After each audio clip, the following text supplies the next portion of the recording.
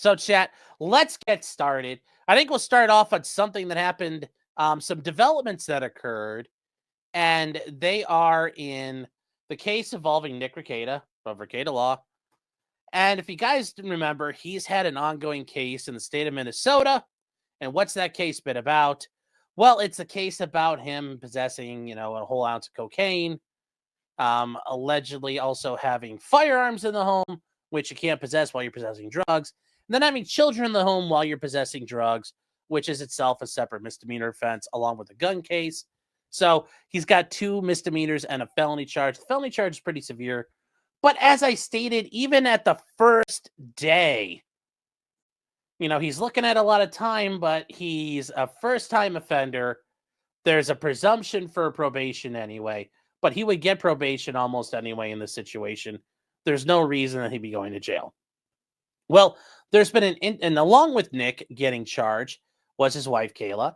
And then initially in the arrest was April Imholt, the wife, well, actually the ex-wife, sorry, Aaron, of Aaron Imholt of the Steel Toe Morning Show. So Aaron didn't get arrested and he got rid of his wife. You could almost call that like 2 wins for the toe. But they were, April was initially not charged, and then later she was charged with felony drug possession herself for a low-level felony offense because they found some drugs and her credit cards were sitting there, which were active credit cards.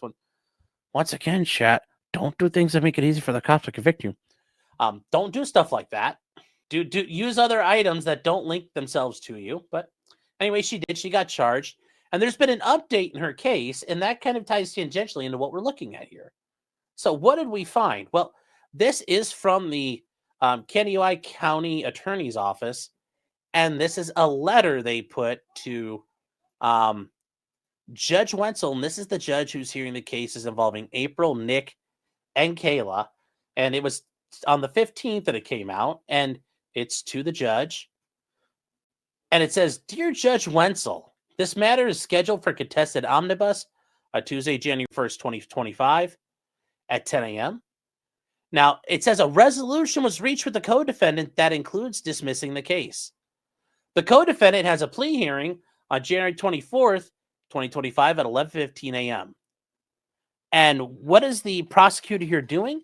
They're saying, I'm requesting the contested omnibus in this file be continued to allow the plea in the other file first. Once that case is sentenced, the state would dismiss this file. So once this one's dismissed, the state would dismiss, or once that one's pled out, the state would dismiss this one. I've spoken with Mr. Gallagher, April's attorney, who has no objection to a continuance. I'm sure he doesn't. I've never before myself ever been in a situation where, hey, we're looking at dismiss, and we're like, no, we want a trial. No, you're not going to get away that easy. So what does this mean? Well, guys, on January 24th at 11:15 a.m., Nick is going in for his plea hearing. And he is going to go in. He's going to be, he's going to enter and engage in a plea colloquy with the judge. The judge is going to talk to him about a bunch of basic things like, who are you? How old are you? What's your citizenship status? Because remember, chat, your citizenship status for some offenses can lead to deportation if you are a non-resident or if you're a naturalized citizen. So if you gain citizenship, felony convictions can lead to it being stripped away from you. So from there, they would talk to Nick, and that's not an issue with Nick, but you have to go over it. They will go over Nick, his constitutional rights, his education, whether or not he's, your education, your literacy, can you read, write the English language spoken? Do you understand your constitutional rights, the rights you would have at trial? Go through all of that. Does he understand the nature of the charges? Does he understand the nature of the penalties? Has he been satisfied with his counsel? Does he understand how this would work as far as the entire process, that this might be set out for a sentencing at a later date, or he could theoretically be sentenced that day, that the judge doesn't have to accept the plea agreement before him. All the other things that are set up like this, that he could be put on probation, how long probation could be. If he's sent to prison, could he be released on parole? How long that would be. All the different things that would happen, his rights to appeal. All of that will happen at the plea hearing, and Nick will acknowledge those. And at some point, court's going to say, okay, with all that being said, the allegation is that on May 21st, 2024, or something like that day, you did possess, however much drugs they agreed upon. Because he was teetering on the brink of second-degree felony and third-degree felony. So they might let him lower it down a level. We don't know yet because we don't know the terms of the plea. And at that point, Nick is going to have to say yes, and the judge might, say what happened here, and Nick might have to allocute and say, yes, I possessed all this cocaine. Yes, I possessed guns at that time, and yes, my children were in the home. And then the judge will determine whether or not to accept his plea.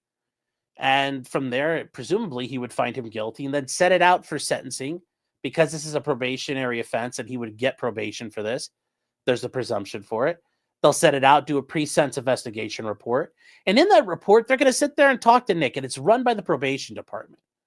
And they sit there and talk to him about all the stuff the judge would really need to know to make a proper sentence, about Nick. Like, how old is he? What's his health? What's his mental health? His physical health?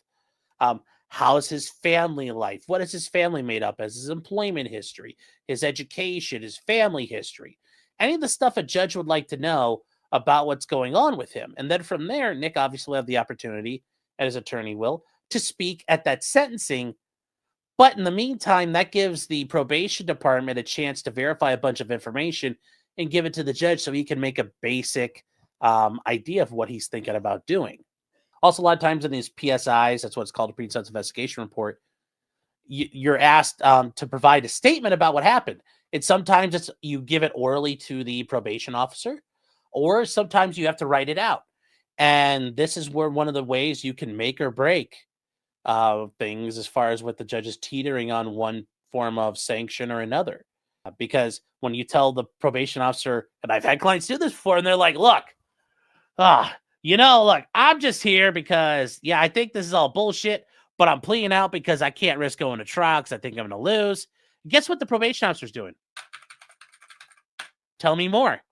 Okay. And if you write that out, guess what? That gets put into the report as well. So there's a lot of ways to sabotage it. We'll see what happens.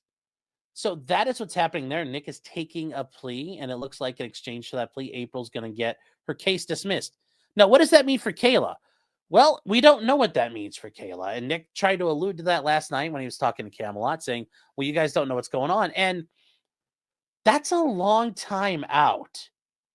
And they have 6 months is a really long window. So I don't know what's going on with Kayla's case there. Like I said, when I noted it, she's got a thing in June. That doesn't tell me anything. There's a million things, and there's a bunch of speculation I'm not going to get into because I don't know what's going to happen. Now, I will state this part so far. Did I think they were going to just dismiss the case for April if Nick pled out? No, I didn't.